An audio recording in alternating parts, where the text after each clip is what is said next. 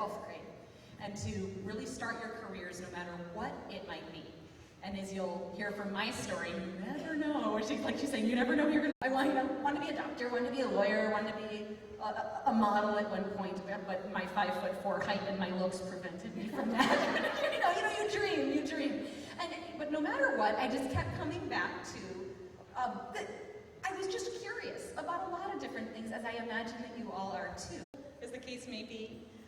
So I look at it as a form of public service. And so I'm glad to be here about something very scandalous. You still, hopefully, are getting to the bottom of things. Career. So I highly recommend it. Journalism. My particular pathway toward that, if any of you are interested in the same kind of thing, this is true, but now more than ever, you better look twice. So that's something on which to be sure you're going to the source. Being willing to go sit at a city council hearing or a board of education hearing or something that seemed a little boring at first.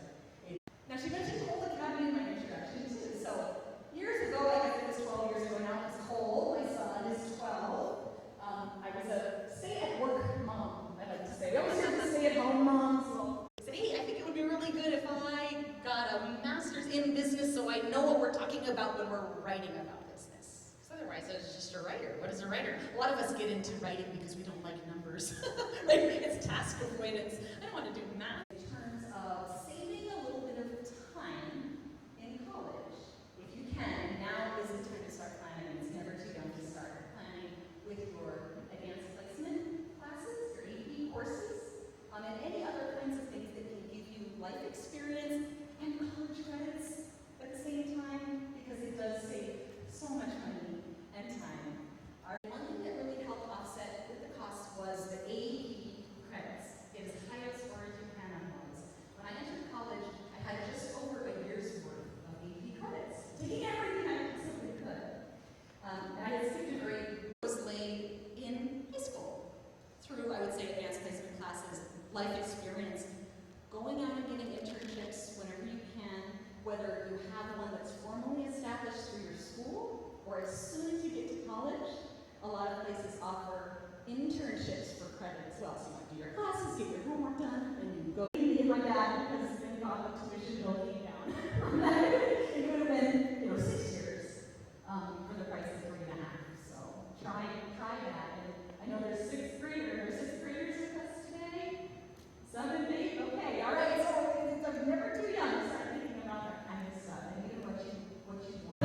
Not on a telescope, but so things that women experiencing some really bad kind of experiences and sexism and hurdles and more than glass ceilings in engineering, astronomy, those kinds of things. It might be tough, but go for it and break down that barrier and be for your daughter, what my mom was for me.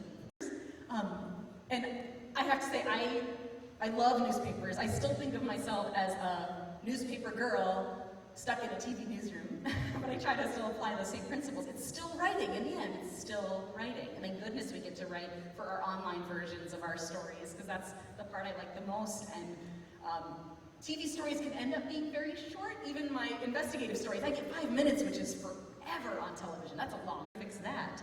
But what will never go in the trash, but I read it loyally every day. I just log in to read it. So whether newspapers, as it were, in the future are only on our phones or our tablets or some fancy thing nobody